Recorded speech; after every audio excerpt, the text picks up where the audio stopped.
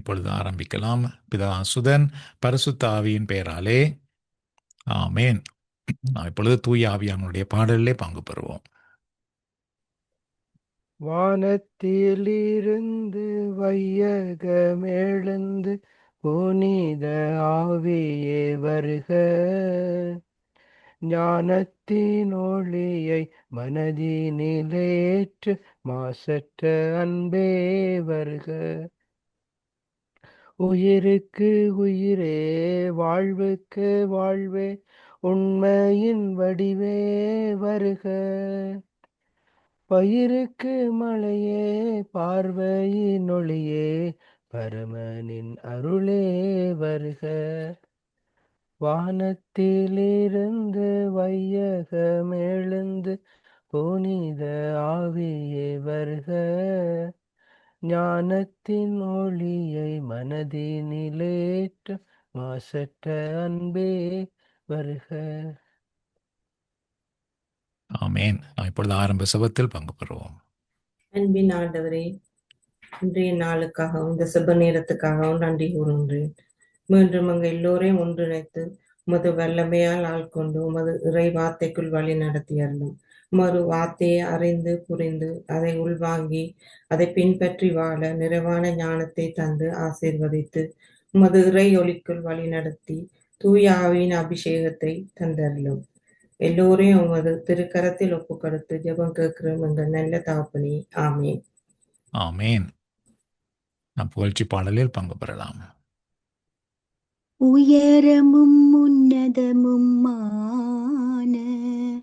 சிங்காசனத்தில் வீற்றிருக்கும் உயரமும் உன்னதமுமான சிங்காசனத்தில் வீற்றிருக்கும் சேனைகளின் கர்த்தராகிய ராஜாவை என் கண்கள் காணும்.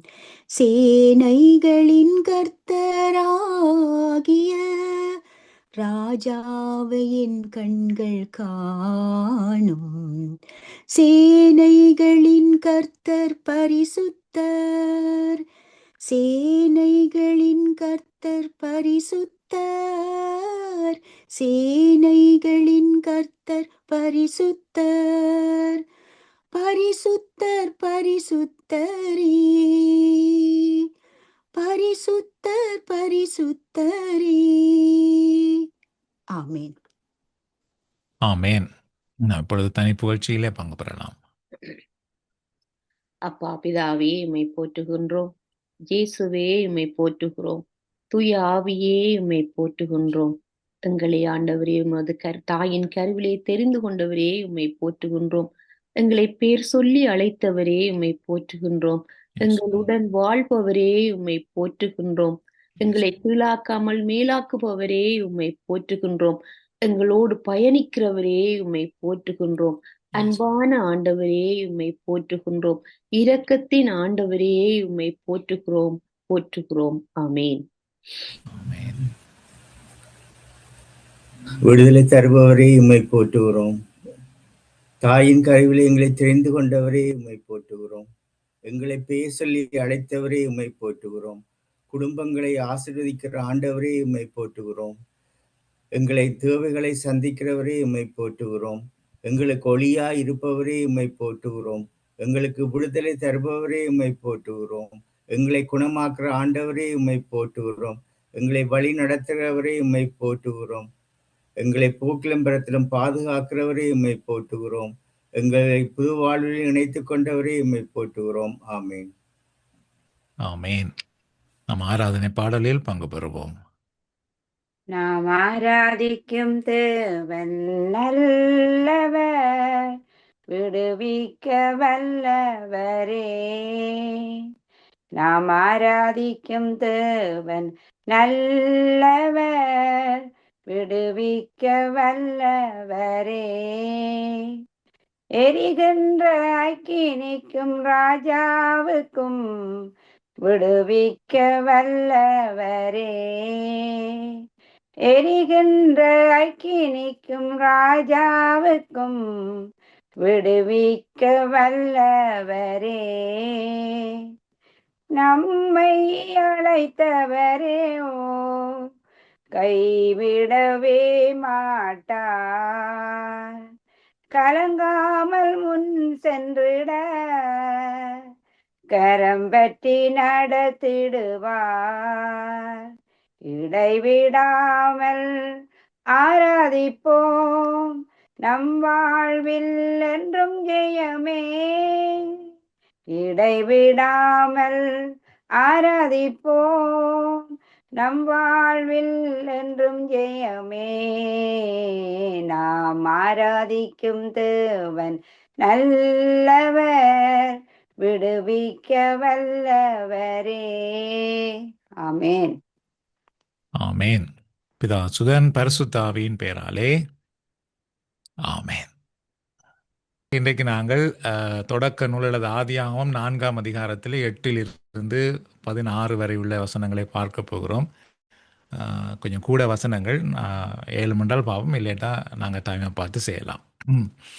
ஸோ இந்த வசனங்களை நாங்கள் வழமை போல ஒருவர் வசனத்தையும் வாசித்து அதற்கான கேள்வியையும் வாசித்து அதற்கான விடையையும் நீங்கள் பகிர்ந்து கொள்ளலாம் ஒவ்வொருவராக. அதுக்கு பின்பு அதற்கான விளக்கத்தையும் நாங்கள் பார்க்க போகின்றோம். ஸோ முதலாவது தொடக்க நூல் 4ஆம் அதிகாரத்திலே 8வது இறைவார்த்தை ஒருவர் வாசித்து அதற்கான கேள்வியையும் வாசிக்கலாம். காயின் தன் சகோதரன் ஆபேலிடம், நாம் வயல்வெளிக்கு போவோம் என்றான். அவர்கள் வெளியில் இருந்த பொழுது காயின் தன் சகோதரன் ஆபேலின் மேல் பாய்ந்து அவனை கொன்றான். கேள்வி: காயின் ஆபேலை எங்கே கூட்டிச் சென்றான்? வயல்வெளிக்கு கூட்டிச் சென்றான். Good, thank you. ஸோ இந்த பகுதியில இருந்து நாம் முதல்ல என்ன பார்க்கிறோம் என்றால், காயினும் ஆபேலும் ஒரு குடும்பத்தை சார்ந்தவர்கள், சகோதரர்கள். மனித குலத்தினுடைய ஆரம்பத்திலேயே ஒரு குடும்பத்துக்குள்ளே பார்த்தீர்கள் என்றால், குடும்ப உறவுக்குள்ளே பாவம் நுழைந்தது என்பதை தான் இந்த பகுதி எங்களுக்கு எடுத்து காட்டுகிறது. பைபிளிலே வேதாகமத்திலே முதலாக குடும்பத்துக்குள்ளே, குடும்ப உறவுக்குள்ளே எவ்வாறு பாவம் நுழைந்திருக்கிறது என்பதை இது எடுத்து காட்டுகிறது. ஸோ இதில் நான் இப்போ ஒரு பகுதிகளை சொல்லும் பொழுது அந்த பகுதிகளை நீங்கள் கோடிட்டு வைத்துக்கொள்ளலாம் என்றால் அப்போ உங்களுக்கு கூட விளக்கமாக இருக்கலாம். ஸோ அந்த வசனத்தினுடைய முதலாவது பகுதி பார்த்தீங்கன்றால், காயின் தன் சகோதரன் ஆபேலிடம் அப்படின்னு சொல்லப்படும். இப்போ சகோதரன் என்ற வார்த்தை இங்கே தான் நாங்கள் பார்க்கின்றோம். குடும்ப உறவிலே சகோதரம் என்பது எவ்வளவு முக்கியம் என்பதையும், அந்த சகோதர உறவை எவ்வாறு பாவம் பாதிக்கிறது என்பதையும் இங்கே தான் நாம் பார்க்கக்கூடியதாக இருக்கிறது.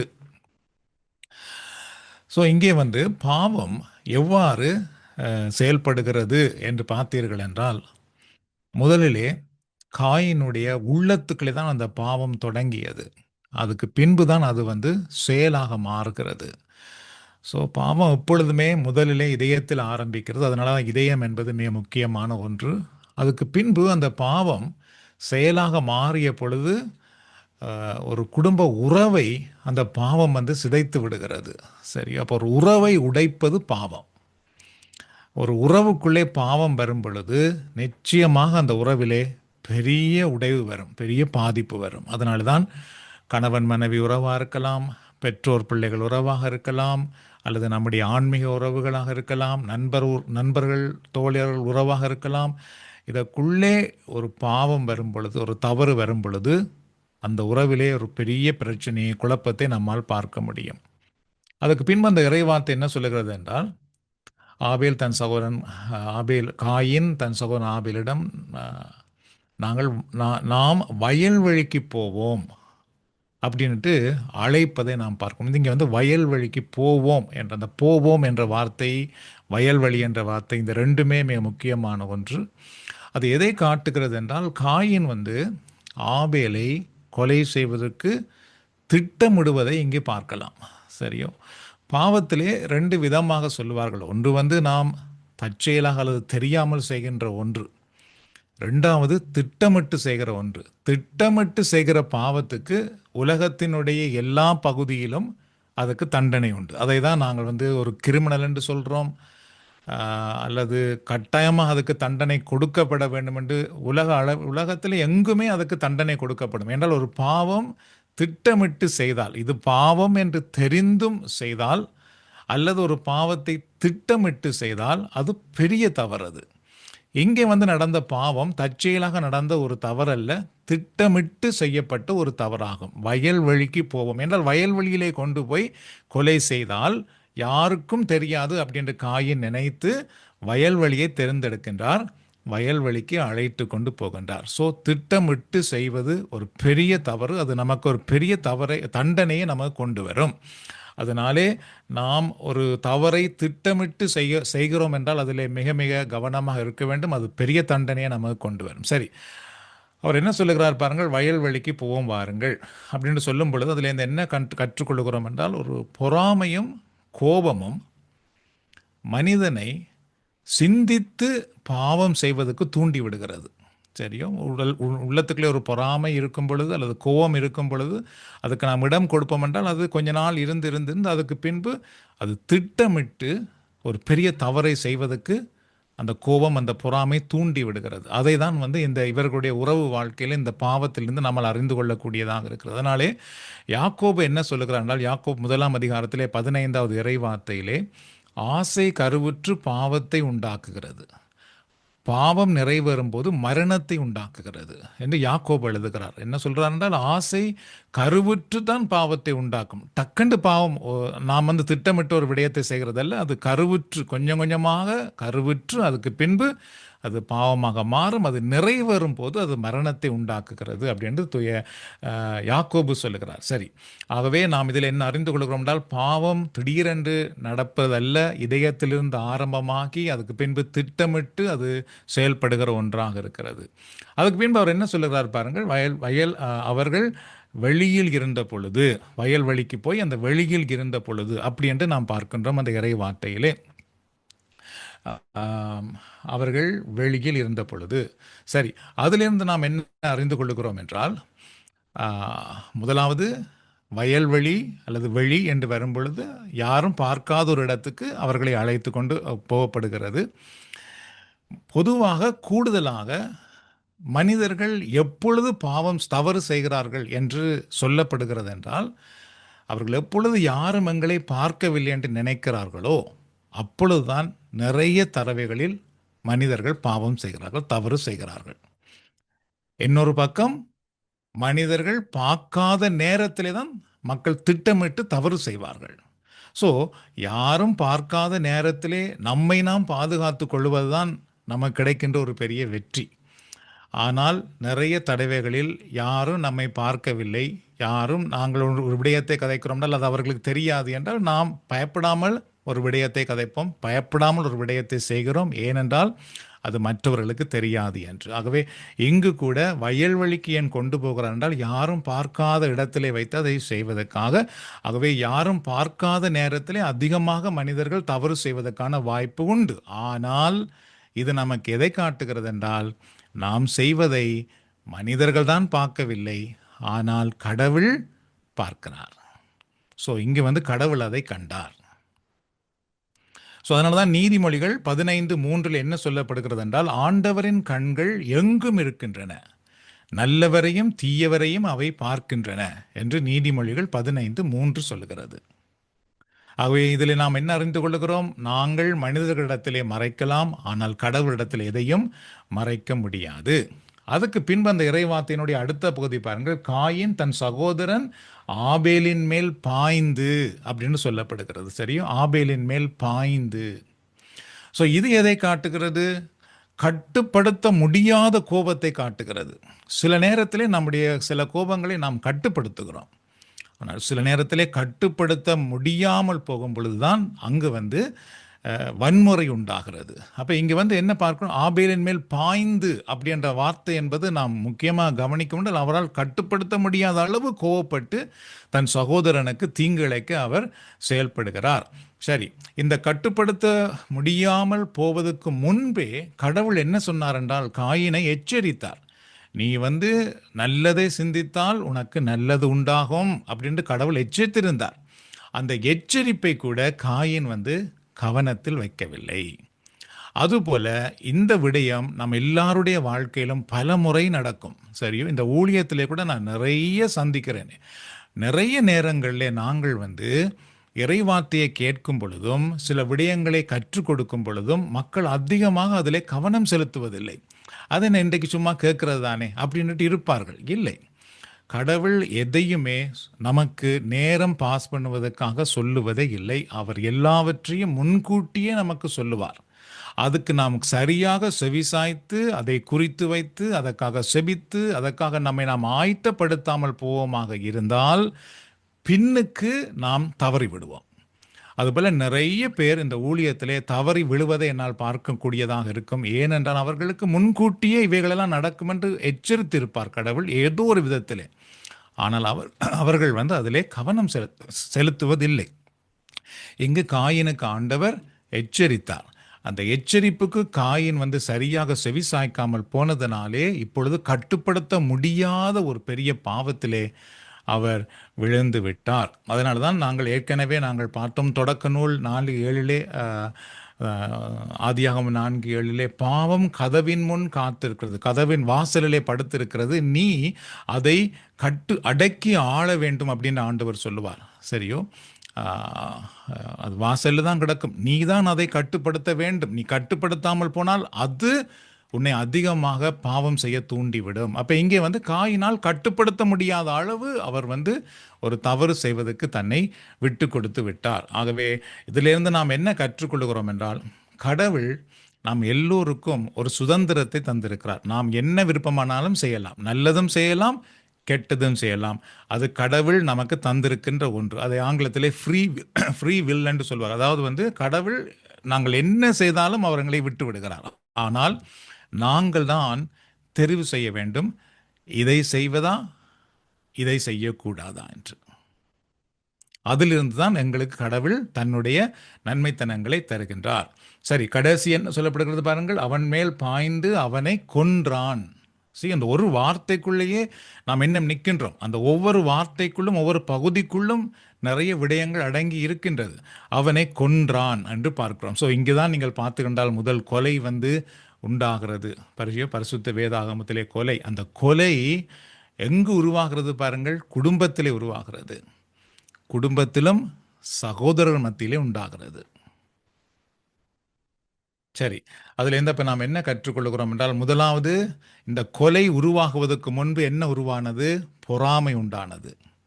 அதுக்கு பின்பு என்ன உண்டானது? கோபம் வந்தது. அதுக்கு பின்பு என்ன உண்டானது? வெறுப்பு வந்தது. அதுக்கு பின்பு கொலை வந்தது. இப்படி தான் பாவம் செயல்படுகிறது. அப்போ நாங்கள் சில நேரத்தில் ஒரு கோபம் பொறாமை இருக்கும் பொழுது அதை கண்டுகொள்ளாமல் போவோம். அப்படி கண்டுகொள்ளாமல் போனால் அது பிறகு கோபமாக மாறும். அதுக்கு பின்பு அது வெறுப்பாக மாறும். அதுக்கு பின்பு அது வன்முறையாக மாறிவிடும். அதனால தான் ஒரு சின்ன விடயத்தை நாங்கள் பிழை என்று கண்டாலே அதை திருத்திக் கொள்வது நமக்கு கிடைக்கின்ற ஒரு பெரிய ஆசீர்வாதம். சரி, அப்போ இறுதியாக இந்த வசனத்திலிருந்து நாம் கற்றுக்கொள்ளுகின்ற பாடம் என்ன? 3 பாடம்.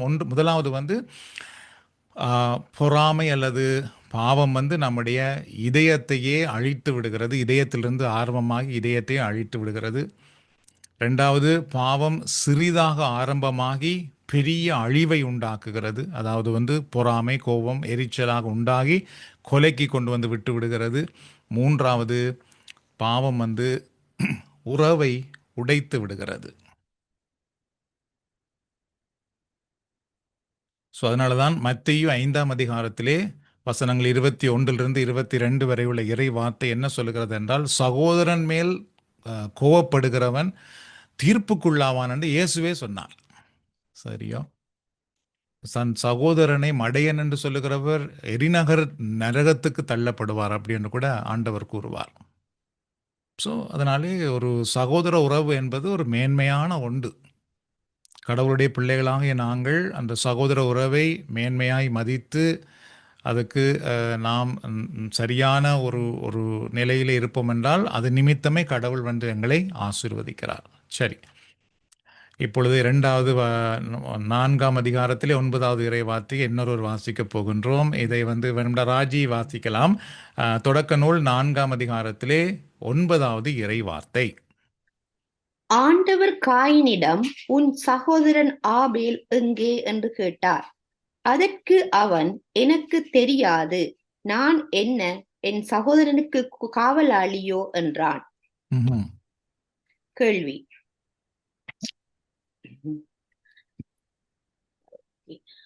கேள்வி. ஆண்டவர் காயினிடம் என்ன கேள்வி கேட்டார்? உன் சகோதரன் ஆபேல் எங்கே என்று கேட்டார். Good, okay, thank you. ஸோ இப்போ இந்த பகுதியிலே சாரி 9வது இறைவார்த்தை. Okay, good. ஸோ முதலாவது இங்கே பார்த்து கண்டால் இப்போ ஒரு தவறு நடந்த பின்பு இந்த இறைவார்த்தை எவ்வாறு ஆரம்பமாகிறது பாருங்கள். ஆண்டவர் காயினிடம் அப்படின்ற ஆரம்பமாகிறது. ஸோ இப்போ ஆண்டவர் காயினோடு உறவாடுகின்றார். காயின் என்ன நினைத்தார் என்றால் இதை யாருக்கும் தெரியாமல் மறைக்கலாம் என்று. ஆனால் கடவுள் அதை கண்டார். அதனால் இப்போ கடவுளே நேரடியாக காயினோடு தொடர்பு வைக்கின்றார். இது எதை காட்டுகிறது என்றால், முதலாவது ஆண்டவர் அவரோடு தொடர்பு வைப்பது எதற்காக? முதலும் தொடர்பு கொண்டார், கதைத்தார், காணிக்கை நேரம். இந்த நேரமும் தொடர்பு வைக்கின்றார். தண்டிப்பதற்காக அல்ல, கருணை காட்டுவதற்காக. இவருடைய தந்தையாரிடத்திலும் கூட, ஆதாம் இடத்திலே கூட கடவுள் தொடக்க நூல் 3:9 சந்திக்கும் பொழுது, ஆதாமே நீ எங்கே இருக்கின்றாய் அப்படி என்று கேட்பார். அவரும் தவறு செய்த பின்பு மறைந்து போய் தான் நின்றார். அப்படி இருக்கும் பொழுது கடவுள் தந்தையிடத்தில், ஆதாம் இடத்திலே நீ எங்கே இருக்கின்றாய், நீ எங்கே இருக்கின்றாய் என்ற கேள்வியிலேயே கடவுள் தண்டிப்பதற்காக அல்ல, அவர் செய்தது என்ன என்பதை அவரை உணர வைப்பதற்காக. அதுபோல இப்பொழுது காயினிடத்திலும் நீ ஒரு தவறு செய்திருக்கிறாய், அதை நீ உணர்கிறாயா என்பதை உணர்த்துவதற்காக ஆண்டவர் இப்பொழுது காயினோடு உறவாடுகின்றார். சரி, இங்கே கடவுள் ஆண்டவர் காயினிடம் உன் சகோதரன் ஆபேல் எங்கே அப்படின்னு கேட்பார். கேட்கும் பொழுது கடவுளுக்கு என்ன நடந்தது என்று தெரியாமல் இருப்பதனாலே கேட்கவில்லை, சரியோ? மாறாக காயின் என்ன செய்திருக்கின்றார் என்பதை உணர வேண்டும் என்பதற்காக, அதிலிருந்து மனம் திரும்ப வேண்டும் என்பதற்காகவே கடவுள் இப்பொழுது அவர்களிடத்திலே சந்திக்கின்றார். இது நம் எல்லாருடைய வாழ்க்கைக்கு மிக முக்கியமான ஒன்று. கடவுள் நமக்கு ஒரு பாடம் கற்பிக்கிறார் என்றால், ஒரு விடயத்தை நமக்கு சொல்லிக் கொடுக்கிறார் என்றால், அது எதற்காக அவர் சொல்லுகிறார் என்றால், நாம் அதை கேட்டு அதன்படி வாழ வேண்டும் என்பதற்காக. அதை நாம் ஒரு கவனையினமாய் விட்டுடக்கூடாது. அதே நேரத்தில் ஒரு கடமைக்காகவும் நாம் அதை செய்திடக்கூடாது. கடவுள் நாங்கள் அதிலிருந்து மனம் திரும்பி வாழ வேண்டும் என்பதற்காகவே சில நல்ல பாடங்களை கற்றுக் கொடுக்கின்றார். சரி, அந்த இறை வார்த்தையிலே 2வது பகுதி பாருங்கள். உன் சகோதரன் ஆபேல் எங்கே அப்படி என்று கேட்கிறார்.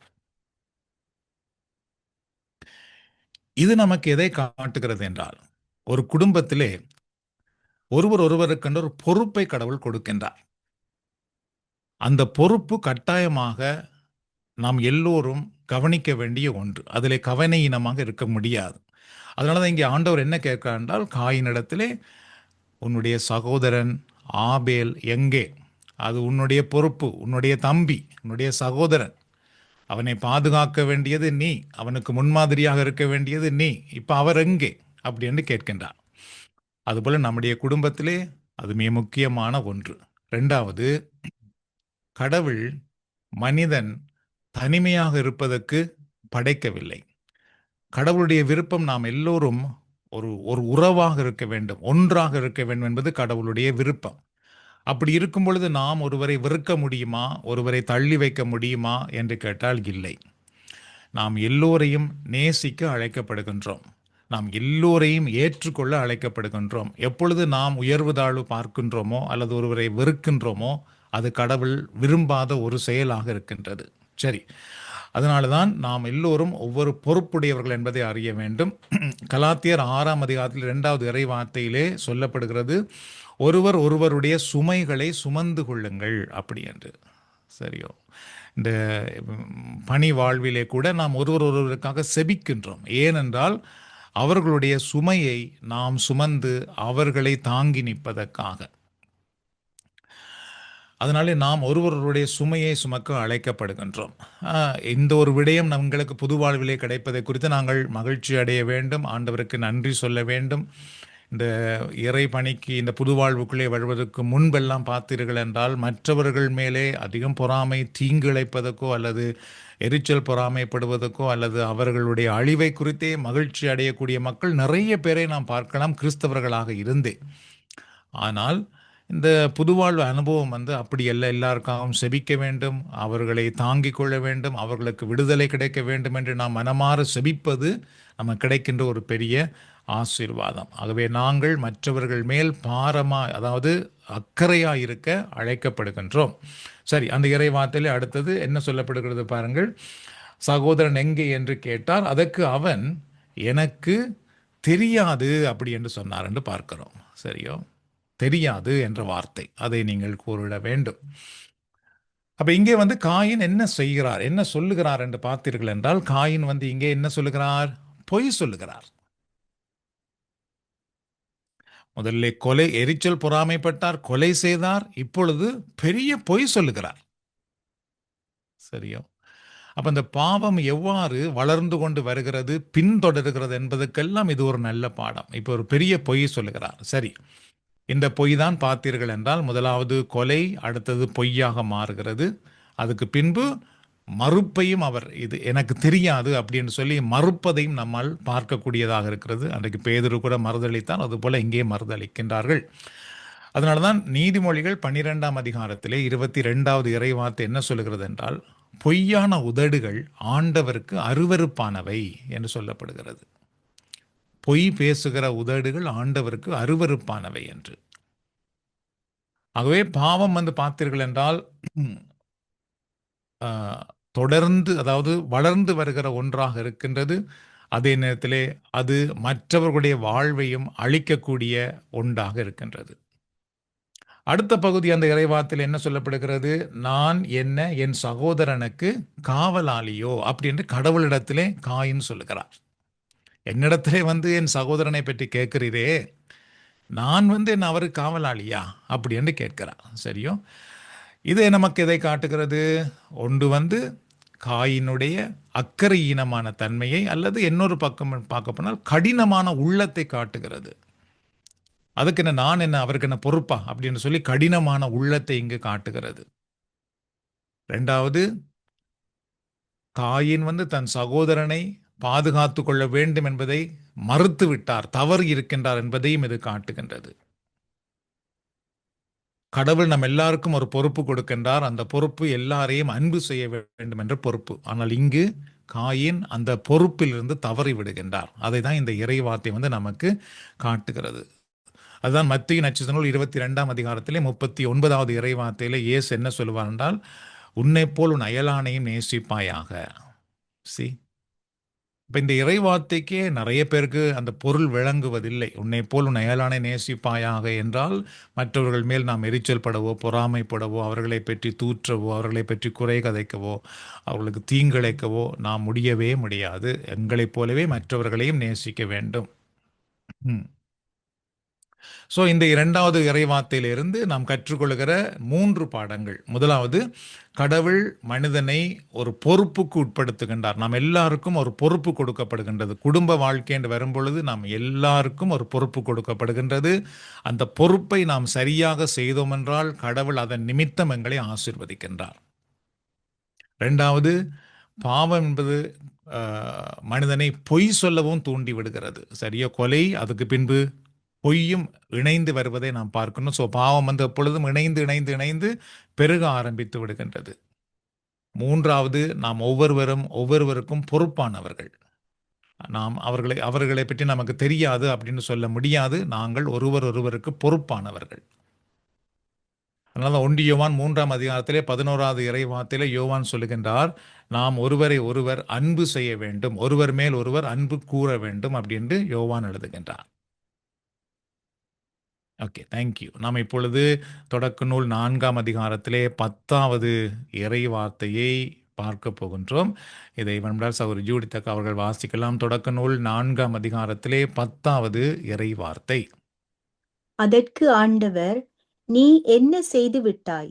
உன் சகோதரனின் இரத்தத்தின் குரல் மண்ணிலிருந்து என்னை நோக்கி கதறிக் கொண்டிருக்கின்றது. கேள்வி: ஆண்டவர் காயினிடம், உன் சகோதரனின் இரத்தம் எங்கே இருந்து என்னை நோக்கி கதறுகின்றது என்று சொன்னார். உன் சகோதரனின் இரத்தத்தின் குரல் மண்ணிலிருந்து என்னை நோக்கி கதறுகின்றது. Okay, thank you, very good.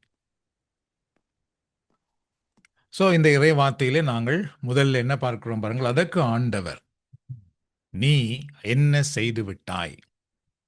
அப்ப இப்போ காயின் வந்து என்ன சொன்னவர்? பொய் சொன்னார். ஆனால் கடவுள் என்ன சொல்லுகிறார் என்றால், இல்லை, நீ இப்பொழுது என்ன செய்திருக்கிறாய் என்பதை யோசி, நீ என்ன செய்து விட்டாய் அப்படி என்று சொல்லி காயினுக்கு வந்து அவர் செய்ததை இப்பொழுது ஆண்டவர் உணர்த்துகிறார். ஸோ இங்கே வந்து கடவுள் என்ன சொல்ல வருகிறார் என்றால், நீ ஒரு பெரிய தீமை செய்து விட்டாய் என்பதை ஆண்டவரை அவருக்கு வெளிப்படுத்துகின்றார். சரியோ, நாம் எல்லோருடைய வாழ்க்கையிலும் ஆண்டவர் நாம் செய்கிற தவறை ஏதோ ஒரு விதத்திலே அன்பான முறையிலே நமக்கு அவர் சுட்டி காட்டி கொண்டுதான் இருக்கின்றார்.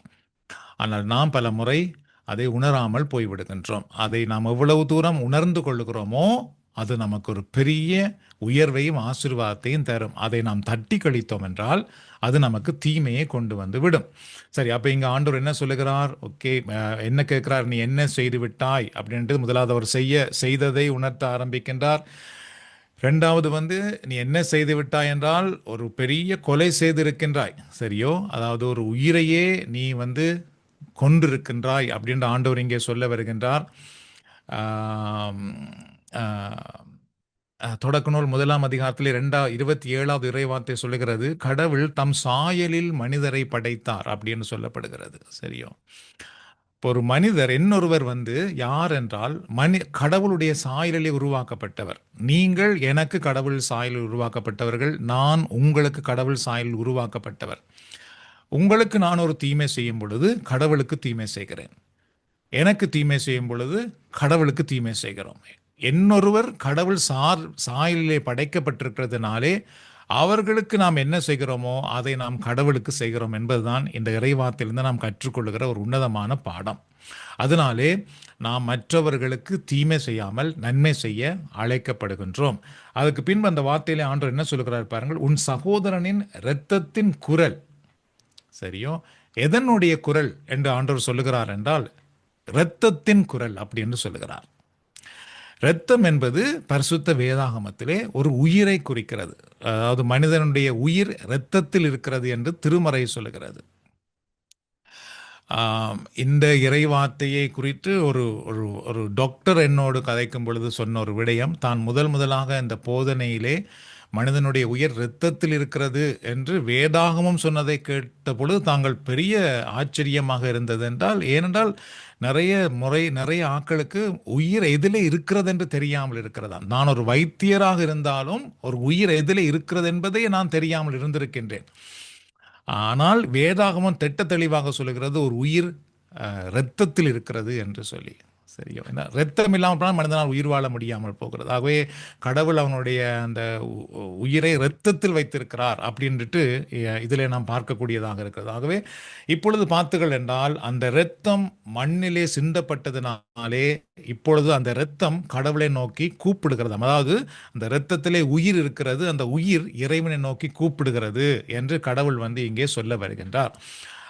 எபிரேயர் 12ஆம் அதிகாரத்தில் 24வது இறைவார்த்தையில் நாம் வாசிக்கின்றோம், ஆபேலின் இரத்தத்தை விட மேலானதை கிறிஸ்துவின் இரத்தம் பேசுகிறது அப்படி என்று. அதனால தான் அந்த இயேசுவின் இரத்தத்திலே வல்லமை உண்டு என்று நாம் பாடுகின்றோம், செபிக்கின்றோம். மனிதனுடைய இரத்தத்திலும் அந்த சக்தியை கடவுள் தந்திருக்கணும், உயிரை வைத்திருக்கின்றார். அதுபோல இயேசுவின் இரத்தத்திலும் அந்த உயிர் இருக்கிறது. இங்கே வந்து பார்த்துக்கிட்டால் ஆபேலினுடைய இரத்தம் வந்து ஒரு நீதியை, நியாயத்தை கேட்கின்றது. ஆனால் இயேசுவின் இரத்தம் வந்து ஒரு மீட்பை மனிதனுக்கு கொடுப்பதற்காக பேசுகிறது என்பதுதான் நாம் இங்கே பார்க்கலாம். சரி, இந்த இறைவார்த்தையில் அடுத்த பகுதி பாருங்கள். உன்னுடைய இரத்தத்தின் குரல், சகோதரன் இரத்தத்தின் குரல் மண்ணில் இருந்து அப்படின்னு பார்க்கிறோம். ஸோ இங்கே மண்ணில் இருந்து என்ற வார்த்தையும் மிக முக்கியமான ஒன்று. அதையும் நீங்கள் கோடிட்டு வைக்க வேண்டிய ஒன்று, மண்ணில் இருந்து. அதாவது ஆபேலுடைய இரத்தம் எங்கே சிந்தப்பட்டது என்றால் மண்ணிலே சிந்தப்பட்டது. மண்ணில் இருந்துதான் மனிதன் உருவாக்கப்பட்டான். சரியோ? அதனாலே மண் என்பது மிக முக்கியமான ஒன்று. படைப்பு உலகம் என்பது, அதாவது மண் என்பது மிக முக்கியமான ஒன்று. அவன் படைக்கப்பட்டதிலேயே அவனுடைய இரத்தம் சிந்தப்பட்டது கடவுளுக்கு ஒரு வேதனையான ஒரு செயல். சரியோ? மண்ணிலிருந்து மனிதன் உண்டாக்கப்பட்டதனாலே அவனுடைய அந்த செயல் பார்த்தீர்கள் என்றால், இதுக்கு பின்பு நாம் பார்க்க போகின்றோம், பெரிய பெரிய அழிவுகளை கொண்டு வரப்போகிறது. படைப்பையே நாசமாக்குகிறது இந்த கொலை. இந்த ஒரு சம்பவத்திலிருந்து படைப்பே நாசமாகிறதை நம்மால் பார்க்கக்கூடியதாக இருக்கிறது. ஆகவே ஒரு மனிதனுடைய பாவம் ஒருவருடைய வாழ்வை மட்டுமல்ல, அது படைப்பையும் பாதிக்கிறது என்பதை தான் இங்கே பார்க்கக்கூடியதாக இருக்கிறது. அதுக்கு பின்பு அந்த இறைவாத்தினுடைய கடைசி பகுதி பாருங்கள், மண்ணிலிருந்து என்ன செய்கிறதாம், என்னை நோக்கி கதறிக்கொண்டிருக்கின்றது அப்படின்னு ஆண்டவர் சொல்லுகிறார். ஸோ இதிலிருந்து நாம் என்ன கற்றுக்கொள்கிறோம் என்றால், நாம் இன்னொருவருக்கு தீமை செய்யும் பொழுது அவர்கள் வேதனைப்படுவார்களாக இருந்தால் அதை கடவுள் பார்க்கிறார். அது கடவுளிடத்திலே கேட்கப்படுகிறது. அப்போ கடவுள் அதுக்கு நியாயம் பார்க்கின்றார். தெரியும். அதனாலே இன்னொருவரை நாம் எவ்வளவு தூரம் துக்கப்படுத்தாமல் வாழுகிறோமோ அந்த அளவு நமக்கு அது நன்மையாக மாறும், ஆசீர்வாதமாக மாறுகிறது. அப்போ என்னை நோக்கி கதறிக்கொண்டிருக்கின்றது அப்படின்னு சொல்லி போட்டு கடவுள் அங்கே ஒரு காயின் என்ன செய்தாரோ அதை அவருக்கு தெளிவாக எடுத்துக்காட்ட முற்படுகின்றார். ஸோ இதை தான் நாங்கள் திருப்பாடல் 9 அல்லது சங்கீதம் 9:12 வாசிக்கின்றோம். அவர் ஒடுக்கப்பட்டவர்களின் குரலை மறந்துவிட மாட்டார், கேட்கின்றார் என்று திருமறை சொல்கிறது. நாம் இன்னொருவர் ஒடுக்கப்படும் பொழுது ஆண்டவர் அதை கண்ணோக்கி பார்க்கின்றார். ஸோ இதிலேருந்து நாம் 3 பாடங்களை கற்றுக்கொள்கிறோம் இந்த இறை வார்த்தையிலிருந்து. முதலாவது, மனிதனுடைய உயிர் மிக மிக முக்கியமானது. அது பரிசுத்தமானது என்றால் அது கடவுளுடைய சாயலிலே உருவாக்கப்பட்ட ஒன்று. 2வது, அநியாயம் அல்லது தீமை கடவுளிடத்திலிருந்து மறைக்கப்படாது, அது கடவுளுக்கு தெரிந்தே ஆகும். 3வது, கடவுள் அதற்கு நியாயம் கேட்பார். அவர் எங்களிடத்திலே அதற்கு அவர் கேட்கிறவராக இருக்கின்றார்.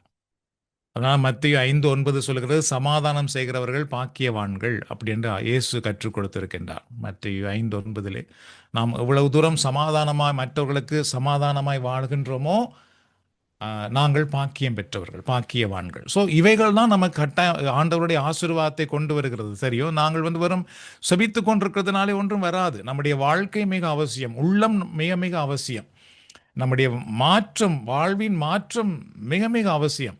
இப்போ உதாரணமாக நாம் ஒருவரை அன்பு செய்வதென்றால் அது ஒரு இலகுவான விடயம் அல்ல. அந்த ஒருவரை நாம் அன்பு செய்வதற்கு நம்மிடத்திலே தியாகம் வர வேண்டும். தெரியும் என்றால் நாம் அன்பு செய்வோம். சில நேரம் அவர்கள் அன்பு செய்ய மாட்டார்கள், அவர்கள் சாதாரணமாக இருப்பார்கள். ஆனால் நாம் அவர்களுக்காக எல்லாவற்றையும் செய்ய வேண்டும். அதுக்கு ஒரு பெரிய தியாகம் வேண்டும். தியாகம் இல்லாமல் அன்பு செய்ய முடியாது.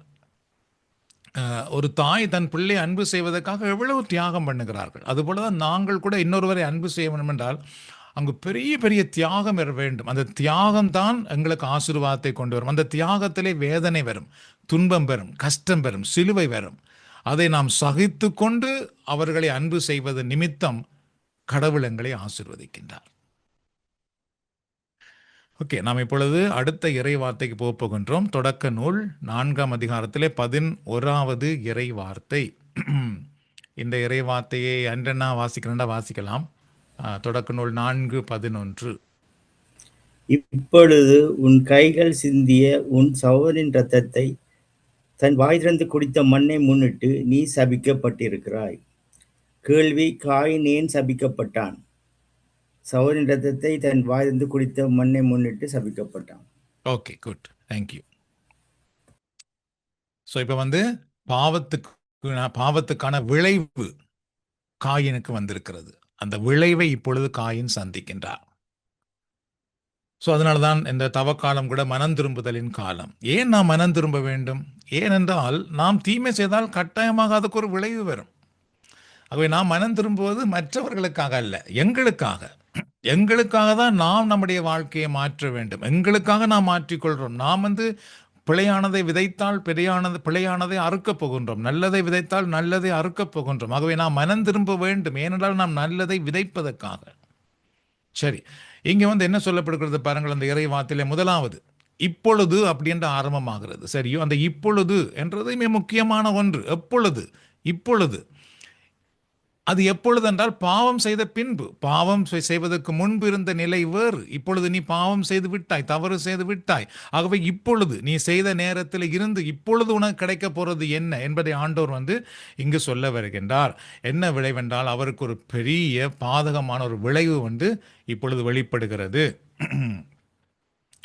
அது அந்த அந்த விளைவினுடைய பகுதியை அடுத்த வசனத்திலே நாம் பார்க்கின்றோம். அதாவது அதுக்கு முன்பு கலாத்தியர் 6:7 என்ன சொல்லுகிறது என்றால், மனிதன் எதை விதைக்கிறானோ அதை அறுப்பான் அப்படின்ட்டு கலாத்தியர் 6:7 சொல்லப்படுகிறது. சரியோ? ஸோ இது ஒரு முக்கியமான பாடம் இந்த வசனத்திலேருந்து நாம் கற்றுக்கொள்கிறோம். நாம் எல்லாரும் ஒன்றை கட்டாயமாக விதைக்க வேண்டும், நல்லது அல்லது கெட்டதை. நாம் ஒன்றும் விதைக்கவில்லை என்றால் நமக்கு ஒன்றும் கிடைக்காது. ஸோ நல்லதை விதைத்தால் நல்லது கிடைக்கும், கெட்டதை விதைத்தால் கெட்டது கிடைக்கும். நாம் எவ்வளவு தூரம் இறைவார்த்தை கேட்கிறோம் என்பதில் ஒன்றுமே இல்லை. நாம் எவ்வளவு விதைக்கிறோம் என்பதில் தான் இருக்குது.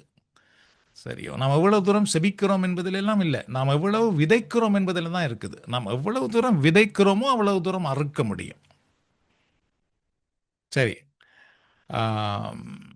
அந்த அந்த பகுதி இப்பொழுது, அதாவது பார்த்தீர்கள் என்றால் இரண்டாவது பகுதியிலே இப்பொழுது உன் கைகள் சிந்திய உன் சகோதரனின் இரத்தத்தை. சரியோ? யாருடைய இரத்தத்தை என்றால் உன் சகோதரனுடைய இரத்தத்தை. எது சிந்தியது? உன்னுடைய கைகள் சிந்திய அப்படின்ட்டு இந்த இறைவார்த்தை சொல்லுகிறது. சரியோ? இப்ப ஆண்டவர் வந்து நேரடியா காயின் என்ன செய்தாரோ அதை சொல்லி காட்டுகிறார். நீ இப்படிப்பட்ட ஒரு தவறை செய்திருக்கிறாய், உன் கையாலே தான் நீ அவனை கொண்டாய், அவை உன் கை அதை செய்தது அப்படின்னு சொல்லி கடவுள் வந்து அவர் செய்ததை அப்படியே நேரடியாக சுட்டி காட்டுகின்றார். அதுக்கு பின்பு உன் கை அப்படின்னு சொல்ல வரும் பொழுது அது எதை காட்டுகிறது என்றால் உன்னுடைய உனக்கு கொடுக்கப்பட்ட ஒரு பொறுப்பு, அது அவனை நீ பாதுகாக்க வேண்டிய கையாலே இப்பொழுது நீ அவனை கொண்டிருக்கின்றாய் அப்படின்ட்டு கடவுள் வந்து இங்கே சுட்டி காட்ட வருகின்றார். அது மட்டுமல்லாமல் உன்னுடைய பொறுப்பு என்னவென்றால் உன்னுடைய சகோதரனை பாதுகாக்க வேண்டியது உன்னுடைய பொறுப்பு. ஆனால் அந்த பொறுப்பை நீ மீறி அந்த சகோதரனை உன் கையாலே கொலை செய்திருக்கின்றாய். அதனால்தான் எங்களுடைய உடலிலே ஆண்டவர் தந்திருக்கிற ஒவ்வொரு உறுப்புகளும் மிக முக்கியமான ஒன்று. நாம் எங்களுடைய உடலினால் இறைவனை மாட்சிப்படுத்தும் பொழுது, மகிமைப்படுத்தும் பொழுது அதற்கான ஒரு ஆசீர்வாதத்தை பெற்றுக்கொள்கிறோம். ஆனால் நாம் நம்முடைய உடல் உறுப்புகளால் தீமை செய்யும் பொழுது அதற்கான தீமையை நாம் பெற்றுக்கொள்கின்றோம். ஸோ நல்லதை பேசும் பொழுது அதற்கான ஒரு ஆசீர்வாதம் உண்டு, தீமையை பேசும் பொழுது அதற்கான ஒரு விளைவு உண்டு. நம்முடைய கரங்களால் நல்லது செய்யும் பொழுது அதற்கான ஒரு விளைவு உண்டு, ஆசீர்வாதம் உண்டு. தீமை செய்தோமென்றால் அதற்கான விளைவு உண்டு. அதுபோல் நம்முடைய கால்கள் சரியான பாதையில் நடந்தால் அதுக்கு ஆசீர்வாதம், பிழையான பாதையிலே போனால் விளைவு உண்டு. ஸோ அதனால் நம்முடைய உடலின் உறுப்புகள் என்பது மிக மிக முக்கியமான ஒன்று. ஸோ எசேக்கியேல் 18:20 சொல்லப்படுகிறது, பாவம் செய்கிறவன் அதன் விளைவை அனுபவிப்பான் அப்படி என்று. சரியோ? எசேக்கியேல் 18:20 பாவம் செய்கிறவர்கள் அதற்கான விளைவை அனுபவிப்பார்கள். அதிலிருந்து யாரும் வந்து தப்ப முடியாது. அதே நேரத்திலே நாம் செய்கிற தவறை இன்னொருவர் மேல் சுமத்தி விட முடியாது. கடவுளுக்கு தெரியும் நாம் என்ன செய்கிறோம் என்று கடவுளுக்கு தெரியும். ஆனால் நாம் இன்னொருவர் மேல் அதை சுமத்திட்டு நாம் தப்பித்து கொள்ளலாம்.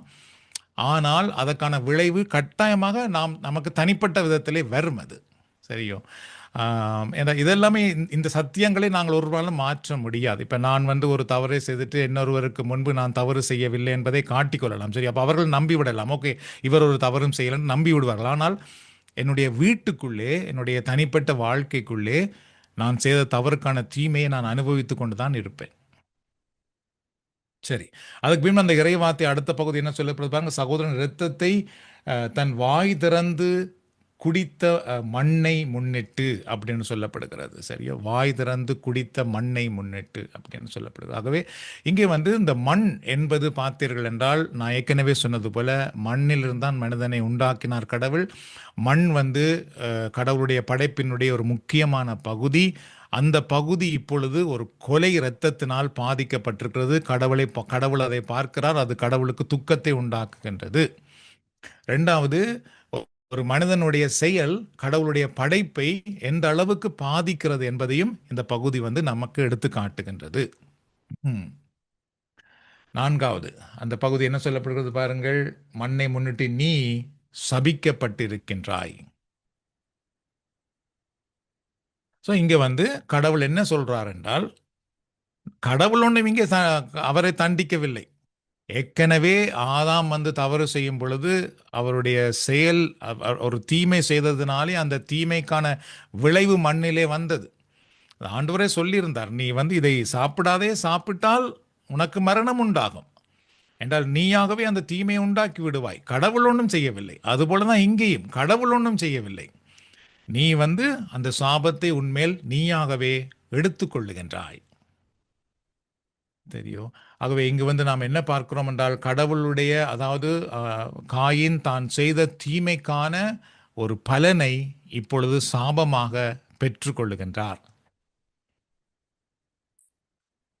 இங்கே வேதாகம ஆசிரியர்கள் இதை பற்றி சொல்லும் பொழுது என்ன சொல்லுகிறார்கள் என்றால், இங்கேயும் கடவுள் இரக்கமுள்ளவராகவே இருக்கின்றார்.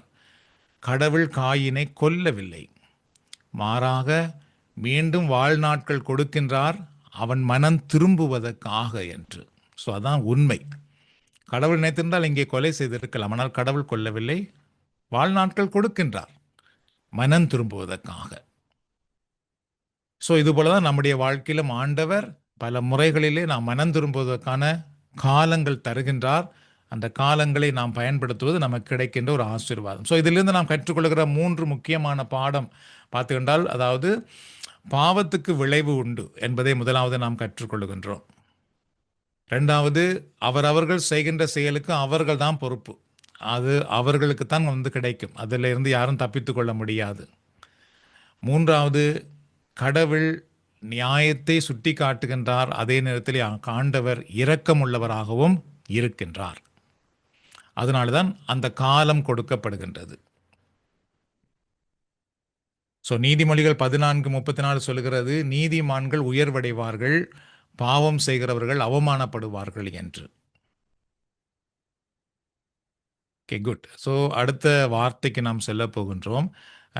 தொடக்க நூல் 4:12. ஸோ இதை தேவியக்கா வாசிக்கிறேன்டா வாசிக்கலாம். உங்கள்கிட்ட வேதாகமம் இருந்தால் நீங்கள் வாசிக்கலாம். தொடக்க நூல் 4:12.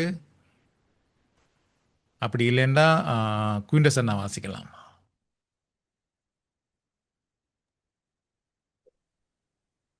நீ மண்ணில் பயிரிடும் பொழுது அது இனிமேல் உனக்கு பலன் தராது, மண்ணுலகில் நீ நாடோடியாக அலைந்து திரிவாய் என்றார். கேள்வி: காயினுக்கு ஆண்டவர் எந்த தண்டனையை அறிவித்தார்? மண்ணுலகில் நீ நாடோடியாக அலைந்து திரிவாய் என்றார். Okay, thank you. ஸோ இந்த இறைவார்த்தையில நீங்கள் பாருங்கள், முதலாவது அந்த எப்படி ஆரம்பமாகிறது, நீ மண்ணில் பயிரிடும் பொழுது. சரியா? அப்படிதான் ஆரம்பமாகிறது. நீ மண்ணில் பயிரிடும் பொழுது.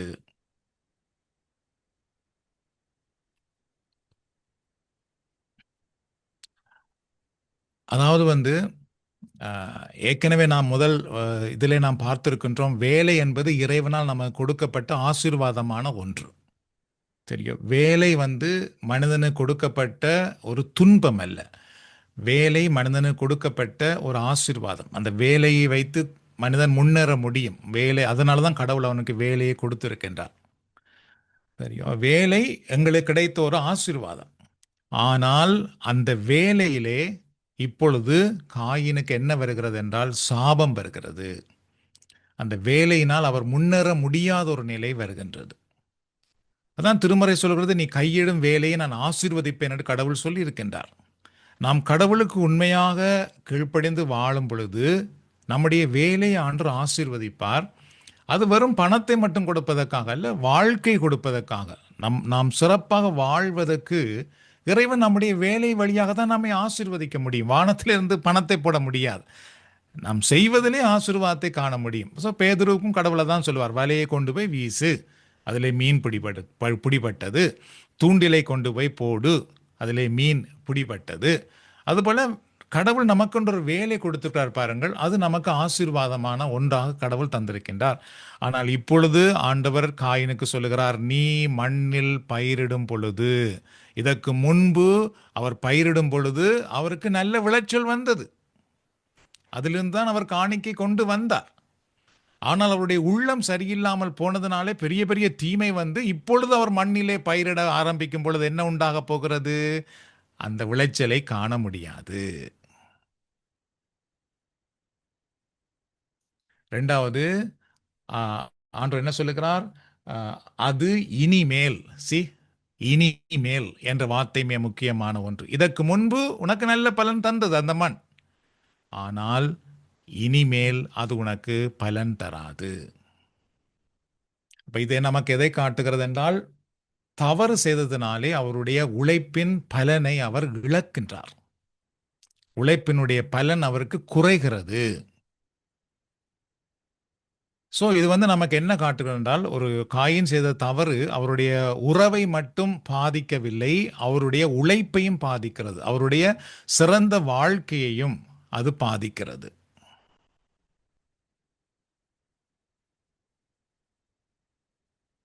அதான் நீதிமொழிகள் 10ஆம் அதிகாரம் 22வது இறைவார்த்தை சொல்லுகிறது, ஆண்டவரின் ஆசீர்வாதம் செல்வத்தை தரும் என்று சொல்லுகிறது இறைவார்த்தை. ஆண்டவருடைய ஆசீர்வாதம் செல்வத்தை தருமா?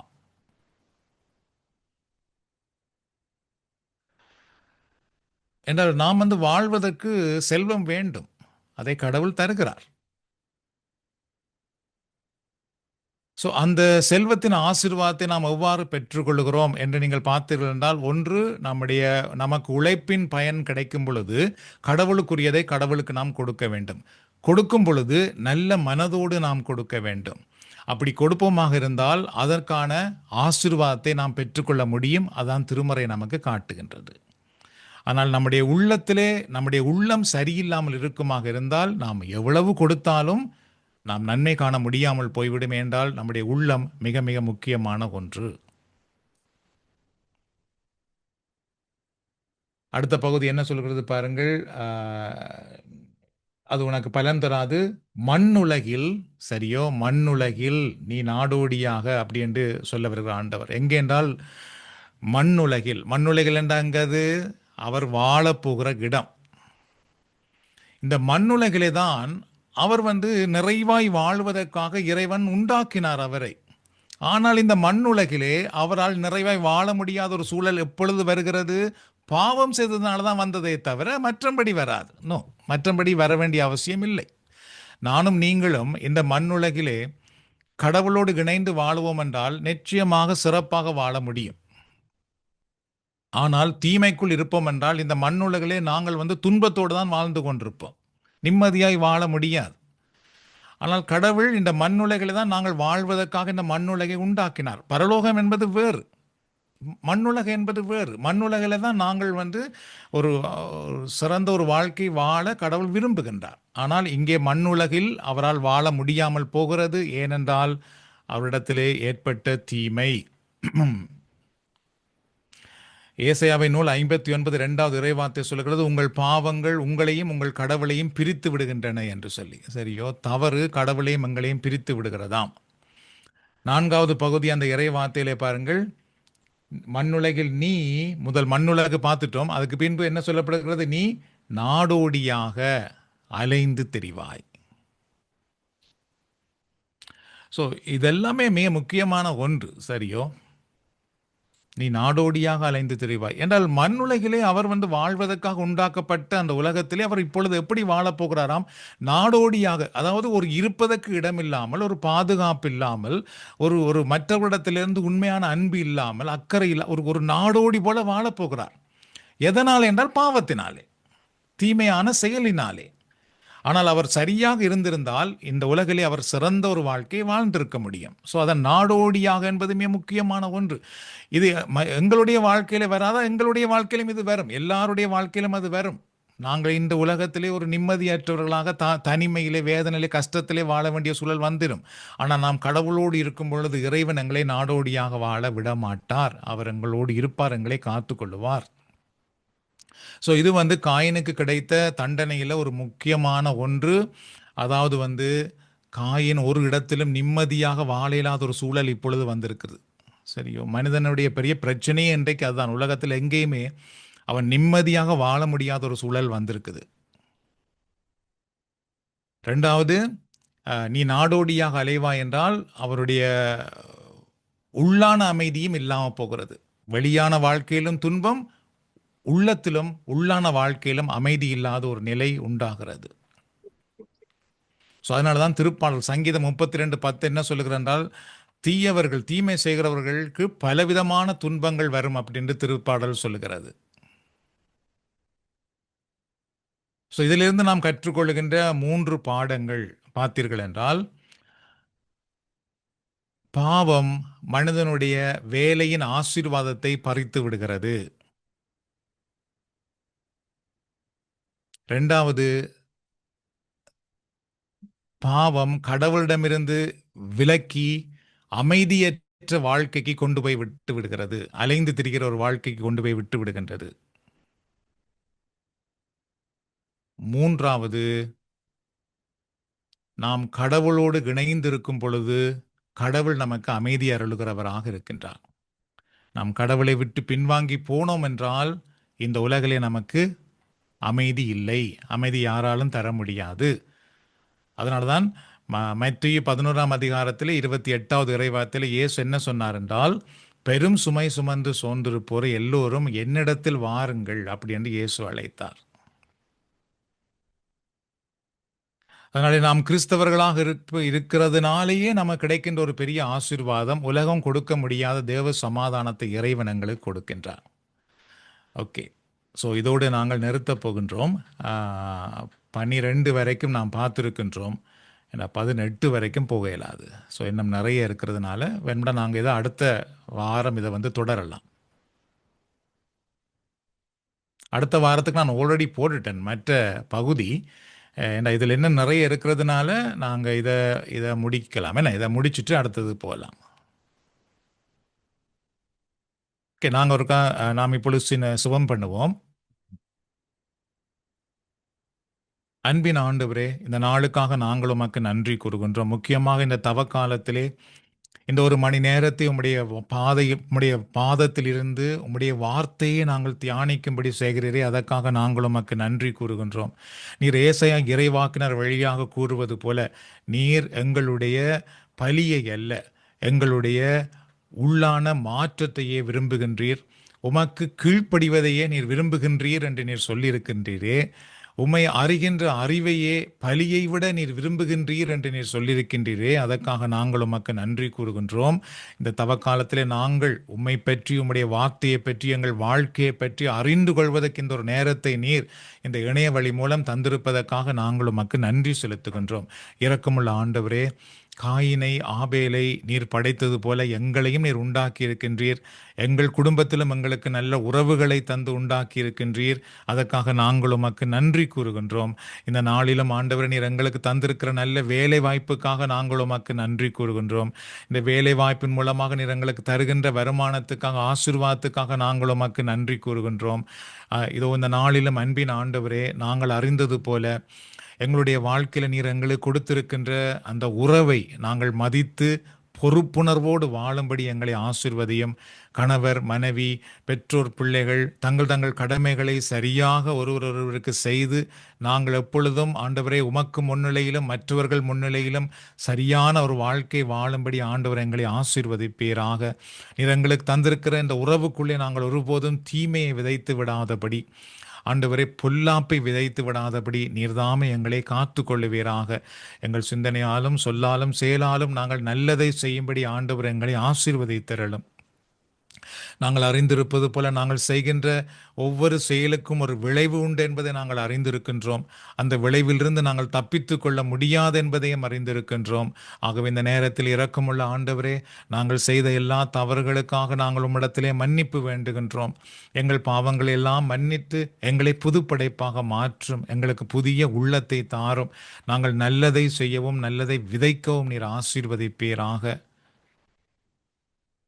இதோ இரக்கமுள்ள ஆண்டவரே, இந்த நேரத்திலே நீர்தாமே எங்களை உம்முடைய மார்போடு அணைத்து கொள்ளும். நாங்கள் நாடோடியாகவோ உம்முடைய பாதுகாப்பற்ற நிலைக்குள்ளோ நாங்கள் இல்லாதபடி எப்பொழுது நாங்கள் உம்முடைய மந்தைகளாக இருக்க, உம்முடைய அரவணைப்புக்குள் இருக்க, உம்முடைய பாதுகாப்புக்குள் இருக்க நீர்தாமே எங்களை ஆசீர்வதியும்.